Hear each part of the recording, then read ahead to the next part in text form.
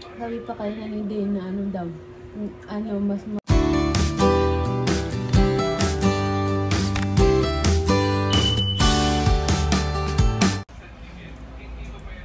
Hi, ang gandang gabi guys. Kumusta po? Kain tayo guys. Ulam namin. Yan. Okoy. Puso ng saging at saka stir-fried na gulay with chicken. Tira namin yung gulay kaninang tanghali. So, kakain tayo. Kain tayo guys.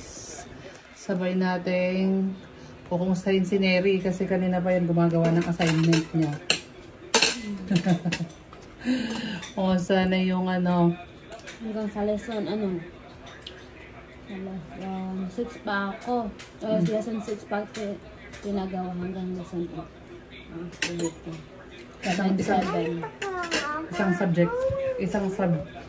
Isang subject lang yon. Hindi po. Yung lesson 1. Oo po. Isang subject. Tapos, ano, 3 activity. Hindi. Parang, hindi pala. Parang, ano, parang 7 activity sa isang, ano. Isang subject. Ano kasi, 3 lesson ang pinagawa sa amin. Tapos 7 ang, ano, activity sa isang lesson. Kaya nga, 7 activities sa isang lesson. Dami yun na. Kasi naghahabol po kasi kami kasi mag-second quarter na tapos mag-ano. Kailangan, kailangan tapusin yun. Okay. Guys, kasi ano yan eh. Kanina pa yan siniri sa kwarto. Ang dami niyang ginagawa. Dami niyang laging assignment. Tapos lalo't malapit na yung ano nyo, di ba? Exam. Sinabi na kung kailan na yung exam niya. Understand po.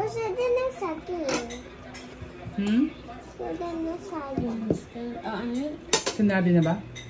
Opo, sinabi. Yung una po, yung ano daw Monday, pero in-extend. Ano yung tawag nun? In-extend? Opo, kasi ano, kasi walang time. Ketchup! Parang walang panahon kasi palagi lang umuulan dyan. Hindi makaturo na maayos ang teacher.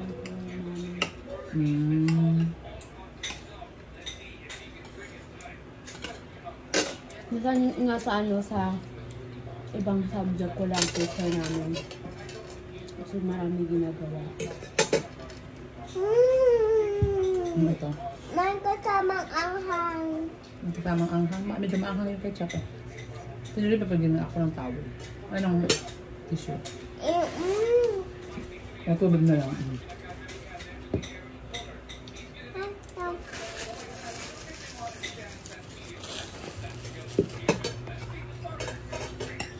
So wala pang in-announce kung kailan yung sakto. Kain tayo guys! Meron po iba nag-ano na, nag-schedule na po. Pero sa gusto niya wala yan? kaming quiz. Gusto mo yung okoy? Meron pala kaming quiz ano. Gusto mo yung okoy? Ha? Sarap yan, di ba? Meron Okoy? po kaming quiz. Sa Monday. Maglagay na dito ba sa akin? Ayaw ko na kanin. Bukod sa sobrang dami mong daming assignment, may mga quiz pa kayo. Opo. Kami ano. Meron pang ibang assignment sa ibang subject.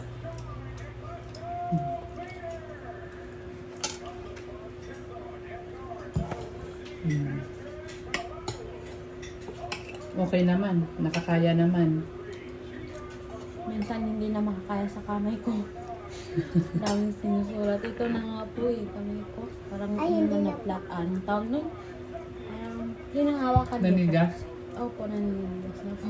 Saka kasi sulat daming susulatin.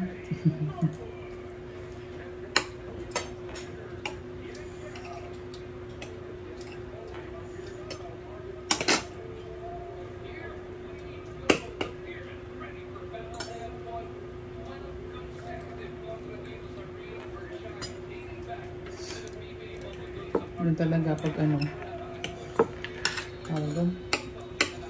Yung nakaraan kasi di ba ano din parang halos 1 linggo kayong walang pasok eh. Opo. Hindi na dahilan na marami kami mga assignments. Anong ginagawa mo? Ano tinatanggal mo? Sabi pa kayo na hindi na ano daw. Mas mabuti pa daw si Madi kasi palagi daw niya nilalaro si Din. Tapos sabi ko din, marami kasi ako mga activity at assignments. Si Ate Madi hindi na nag-aaral. Si Ate Madi naman, puro kayo laro. Pero, Puro cellphone. puro kayo cellphone. At TikTok. Ate Derek kasi dami niyang ginagawa.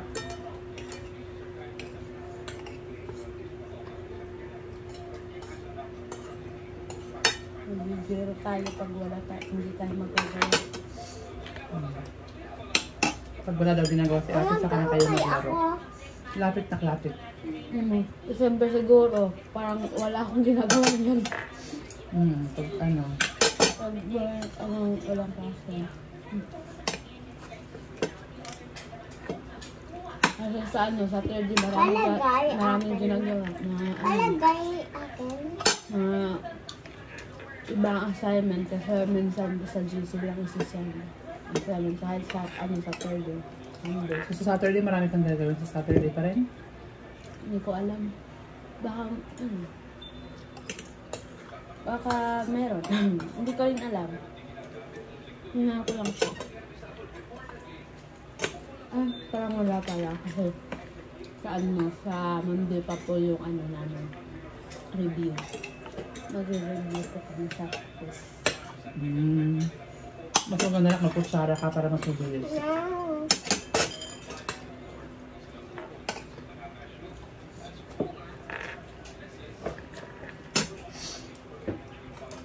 Mas masaya po kumain pag magkamay.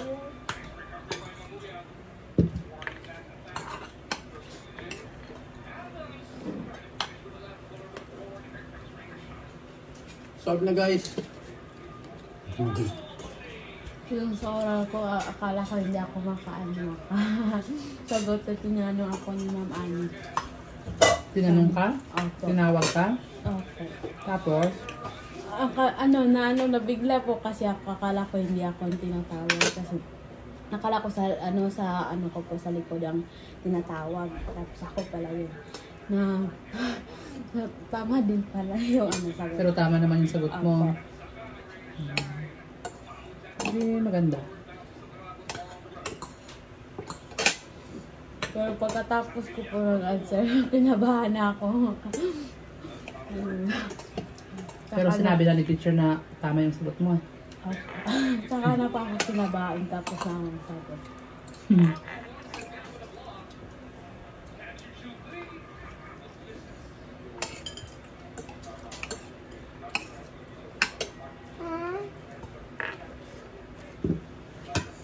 Ano bang tinatanggal mo dyan? Lahat yan din ay puso ng saging. Halos kasi kami ang tinatanong ni Ma'am. Yung ano answer ganun. Parang tinatanong kung sino nag-study ganun. Tapos kung malalaman ni Ma'am kung sino nag-study ng totoo kasi alam niya yung sagot. Oo. Nakakasagot pag tinatanong. Okay.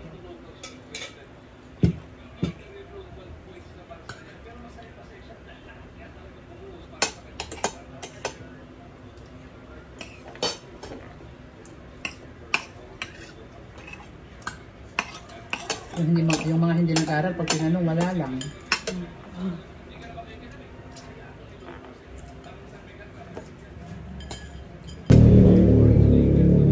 Sarap puso ng saging. Ayun mo to. Akala ko kanina mahulot na naiwan ako service. Yun pala wala pa. Kasi di ba nakatulog po ako pagkatapos ko kumain. Kanina umaga? Opo. Tapos? Akala ko naiwan ako. Pagdating mo doon, nandun pa yung Pagdating ko po doon, wala pa po yung mga kasama ko. Akala ko na umalis na sila. Walang mga tao? Opo, wala po mga tao. Yun pala, wala pa. Wala pa pala yung service. Opo.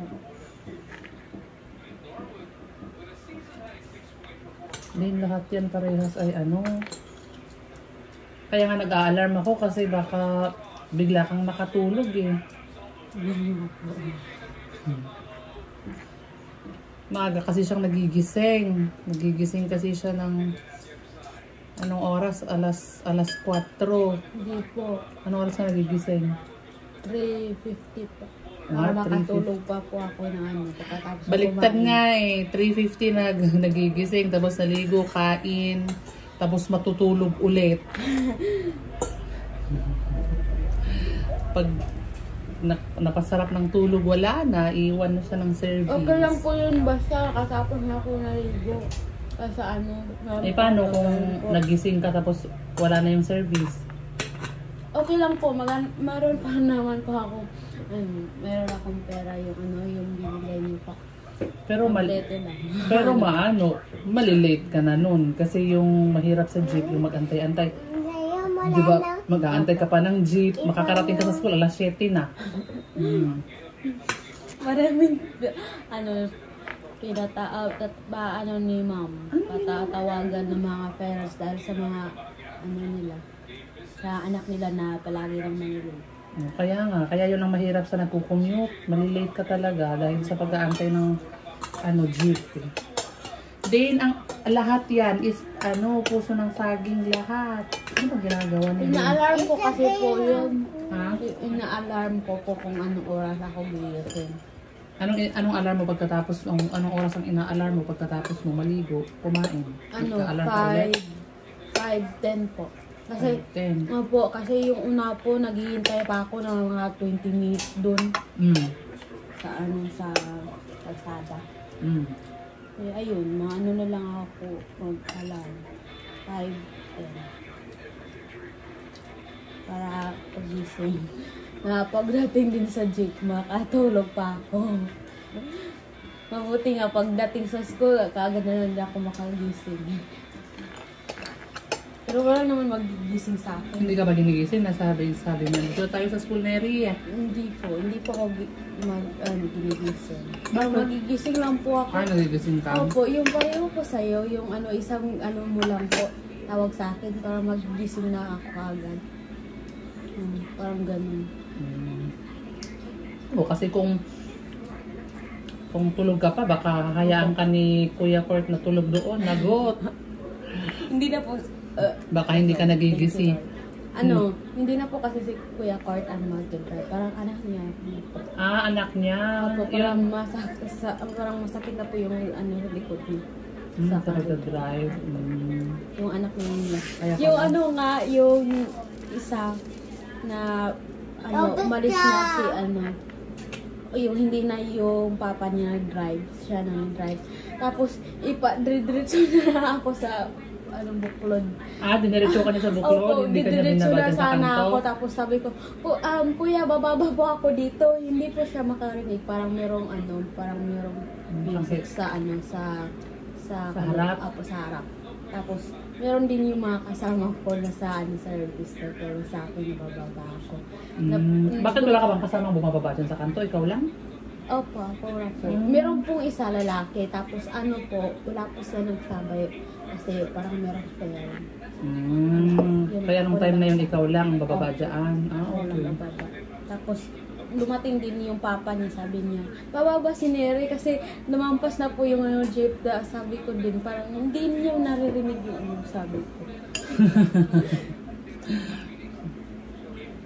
Ubus na? Very good. Okay guys, salamat po sa pananood. Maganda. Bye-bye! Salamat po sa panonood. Bye-bye! Bye po! Bye! Uy, walang katapos ang flying kiss yan. Bye-bye po! Thank you po!